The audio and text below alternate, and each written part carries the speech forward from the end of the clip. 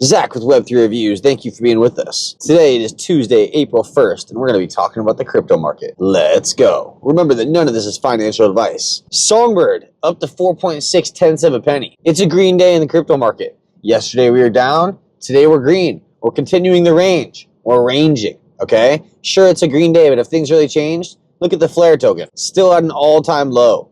Sure, it's in the green, but it's at an all-time low. Ethereum, 1870. Ethereum still below $2,000. That's kind of the marker for Ethereum these days. Where are we at on that $2,000 range? XRP, $2.14. You see that one-day green candle here. We had a nice jump, all right? We were down at $2, $2.10. We went up to $2.17. Now we're back to $2.13.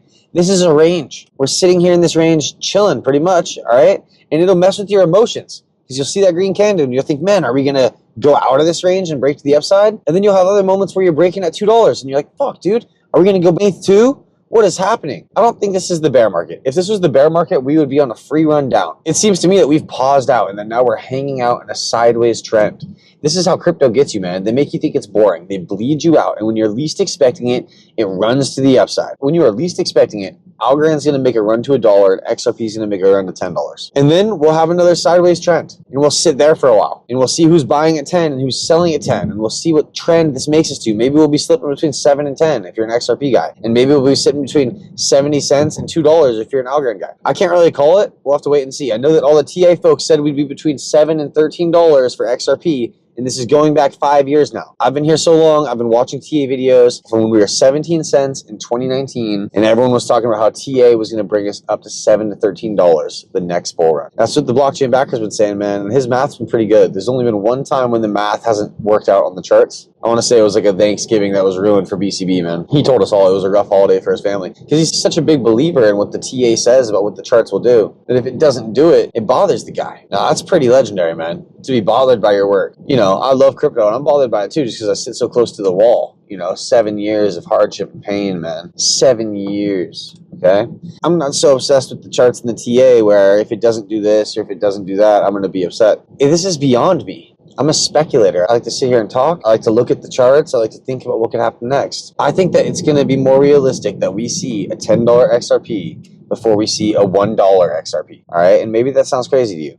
I don't think XRP is going down to $1. I think we're going up to $10. And when we hit 10, we will see what happens. We will probably sideways range for a while. Shit, we might even go back and test $1 then. I can't call it. We might even go back and test $1 after we hit 10. 90% pullback? That sounds about right before XRP goes on to make its next move. It's tough to call, okay? Because who am I? Algorand, 18.73 cents. So Algorand yesterday was at an all-time low as well. We've rebounded. We're back in the range. So what do you say about a crypto market that's just sitting sideways, man? You got to maintain your faith. If you have money sidelined, I think it's a good time to buy. I don't think we're going any lower. If anything, I think we're going to sit sideways and keep ranging up. Yeah, we'll have some pullbacks. The pullbacks will be scary. It'll be paired with negative news. The negative news is always scary. But it seems to me that people are starting to wake up to the fact that crypto is in its first inning. We've been here for 10 years. We're still in the first inning. We're still figuring out which technologies don't work good or not, and which use cases are going to be applicable for this technology. Think about that. We are so early to the game, man. We're so early to the game. You could be in on a good asset, but you're sitting too close to the wall, and you could be telling yourself it's a crap asset because it's not doing nothing, or the community's small, or whatever have you. So Flare sitting at 1.3 pennies.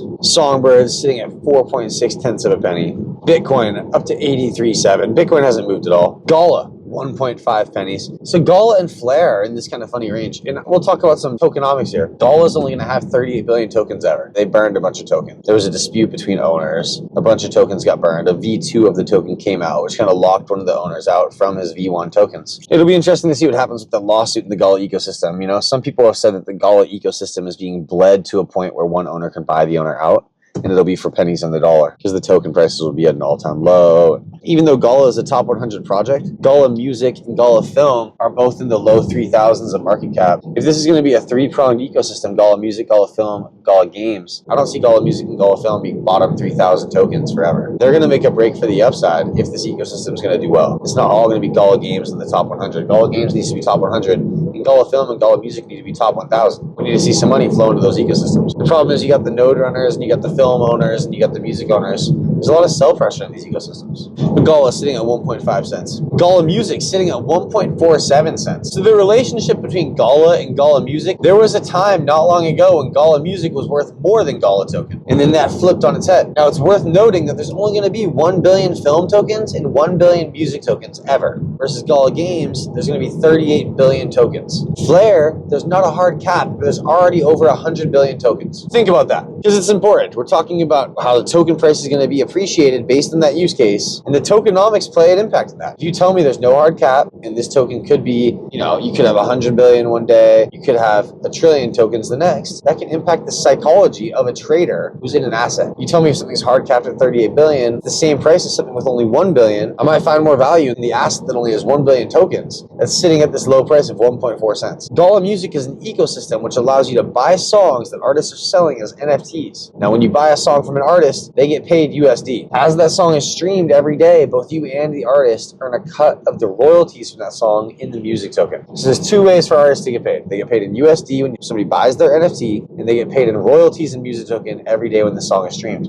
And you being a song owner earn some of that NFT royalty as well. Now think about music royalties. It might just be a few pennies, mate. That's music royalties for you. You being a listener getting to earn that pennies is novel. It used to just be the artist got to earn those pennies, or whoever helped them write the song, or the record label. Now it's an NFT holder. If you guys can't see the way in which this ecosystem and this whole world is going, where everything's going to be tokenized on the blockchain, healthcare is going to be tokenized on the blockchain, real estate is going to be tokenized on the blockchain, Forex is going to be on the blockchain, the Swift network and the quadrillion they're moving annually is all going to be on the blockchain. We need government spending on the blockchain so we can know who's egregiously overspending right there in the moment without even sending an auditor back to look. It needs to be as easy as a computer flagging it for being wrong. Just throw it in an Excel spreadsheet and have the blockchain fucking upload the numbers. You get what I'm saying? We need to have this to a T, where it is so easy to keep track of shit that we can't even have people misusing funds because it's called out instantly in the moment. And that's the world that crypto is going to allow. And there's going to be a world that allows places like Netflix and Spotify to be upgraded. Who knows if they're going to truly upgrade with the times? Because we know that Blockbuster did not upgrade with the times. They saw the writing on the wall with Netflix. They did not make the changes needed.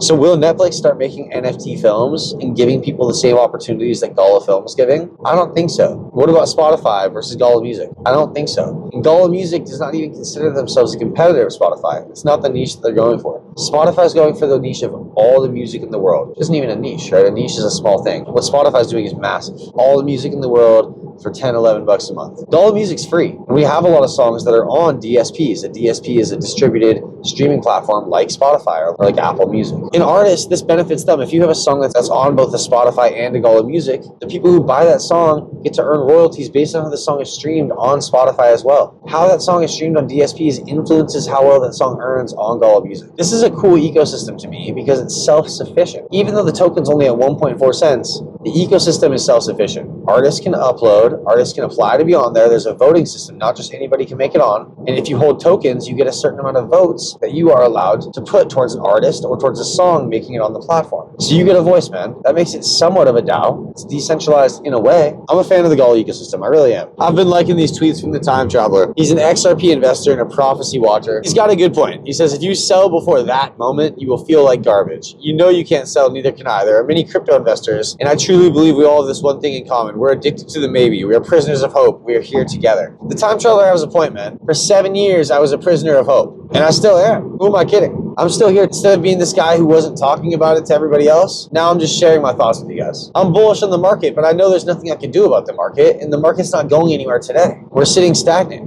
When we fucking make a jump and a leg up, it'll happen pretty fast. And there won't be anything we can do about that too. We'll be sitting there watching it. It'll be fucking awesome. Check this out. The crypto video you wouldn't get from anybody else from the Time Traveler. They ask over and over again, when's XRP gonna go up? When's XRP gonna go up? Are you serious right now? Do you know what's even gonna happen before that happens? And then I try to tell them and then they ignore me. We found a breach. These terrorists, they've already hacked the New York Stock Exchange backup. There is a potential for this attack to have global implications. We have till Monday. We're under attack. Your money is not safe in the banks. There are 3 ways to make a living in this business. Be first, be smarter, or cheat. Sell it all. Is that even possible, sir? Yes, but at what cost?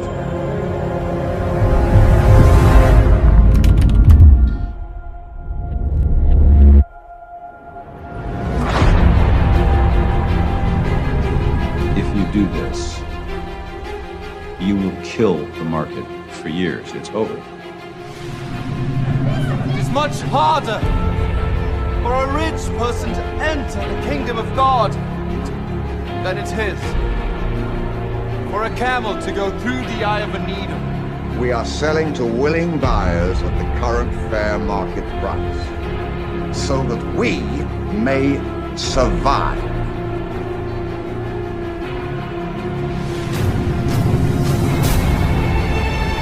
Why would someone hack the markets?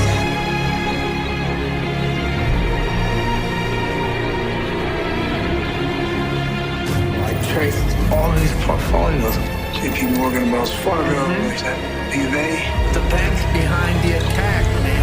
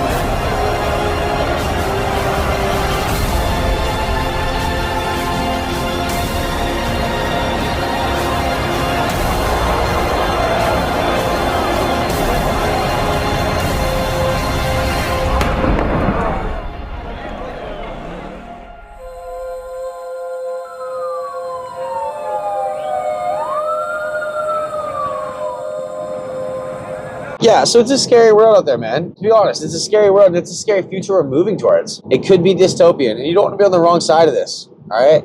If you're not in on crypto, I don't know what you're waiting for. If you don't own any XRP, I'm worried about you. Because what's going to happen in the future when you're in one of those lines, man? And it could happen to anybody. Nobody is immune from life circumstances taking them out of their current situation and humbling them. I think you should own some crypto and keep it stacked away for a rainy day. I think you should own some XRP just in case it hits $1,000, man. Because I think in 5 to 10 years, it's plausible that we get there. I don't think it's impossible. I'm not going to sit here and tell you, no, that's not possible. Because you know what? Bitcoin did it, and Bitcoin's trash, mate. There's no fucking use case. Oh, you can do a Bitcoin pizza. You can send money on the Silk Road and get caught later by the gov. You can wait 17 hours for a transaction to come through. Whoop-de-fucking-do, dog. I want to send $50 million in 3 seconds and have it moved for less than 10 pennies. We're talking about Michael Arrington's test. The XRP ledger has been tested, and it's being reported that it has been tested with all 11,000 of Swift partners. XRP is going to be integrated into the Swift network, or it's just going to overtake. But I know that the USA is going to be sitting pretty at the end of that. We're not going to fall from our place of the world's superpower. We're not giving up our seat as the world's reserve currency. Instead, we're going to adopt a technology. That's what governments do. They don't build technology, they adopt, okay? You ever heard of the Barrett 50 cal? The US government didn't make that. A dude named Barrett did. The Barrett 50 cal. He made that shit, man. He saw some guns on the side of a helicopter. Guys should be holding that. And what do you think these guys Ryan Fugger saw when they built the XRPL and they printed 100 billion Ripple? You know the XRP was the second crypto ever in existence, right? It was made after the beta test coin. And these guys are trolling, man, because they released Bitcoin and XRP from the same IP address. So are they trolls? Is it the same guys and they just thought nobody would look that deep? We don't know who Satoshi is, but if I were to take a bet, if you were to tell me, gun to your head, who is Satoshi? I would say it was the OG Ripple group. I would say it was Arthur Brito, Ryan Fugger, Jed McCaleb, Chris Larson, and David Schwartz. There it is. That's the OG Satoshi right there. We found him, guys. It was the Ripple team. And so what would that mean, though? You know, if you were to really say, okay, what would that mean? Vitalik came to San Fran and he slept on the couch of a startup in San Fran called Ripple. He slept on their couch. He wanted to get a visa so he could be an intern at the company. This didn't work out. But Vitalik knew that XRP wasn't running with smart contracts. So he goes and he turns around and he builds a smart contract machine called Ethereum. For the last 15 years, we've been told that Bitcoin, XRP, and ETH were all rivals. We've been told that they rival one another and that we should be upset because JP Morgan tried to bolster Ethereum's technology while having William Hinman give the Ethereum free pass speech at the Yahoo 2017 crypto convention, which sent us down a warpath for XRP and Ripple being sued by the SEC and Bitcoin and Ethereum being given a free pass. And now here we are. What if it was all just political fucking bullshit? What if it was all just political theater, guys? Seriously, what if we were just meant to think that these cryptocurrencies had beef? And then you look at them and you're like, they're not even in the same use case. Ethereum is a smart contract machine running the Ethereum virtual machine. Bitcoin is a store of value similar to gold, except you can't touch it. It's not real. You can't turn it into dope chains. I don't know what you can do with it. You can fucking talk about it. Kind of like saying you got the leprechaun at the end of the rainbow, guys. I guess I'm just saying I'd rather have real gold now. And maybe that's silly because of how Bitcoin's performed the last 15 years. But who's to say it's going to perform like that the next 15 years? Just because it happened over the last 15 years doesn't mean it's going to be the winner over the next 15 years. And I don't think the answer is as simple anymore as just buy Bitcoin. I do think the answer is as simple as buy XRP. And I'm going to keep saying that because that's what I did. I'm an XRP holder. I think XRP is going to go on to do great fucking things. I'm a big fan of the blockchain backer, big fan of Kevin Cage, the digital asset investor, the bearable bull. Here we go. We got the time traveler in here. I like the people that make the riddles, man. I mean, the thing about a crypto is you got to choose one that has a community, all right? It needs to have a community. It needs to have people who are building on it. It can't be a place where it's just all talk from the guys who created it. It needs to have people who are using it. That's what gives it validity, the fact that people are using it. Now you add in a use case and you add in some businesses that are going to use that use case, you give it even more validity. You start separating it from the Dogecoins of the world. Because you could just say, oh, Dogecoin's got a great community. Yeah, it's awesome. But Dogecoin doesn't do shit, and there's no hard cap on how many tokens there are going to be. It's a proof of work token, which we know Ripple famously said proof of work doesn't work. Have your own opinions about that if you will. That's my opinion. My opinion is that XRP is the best asset out there.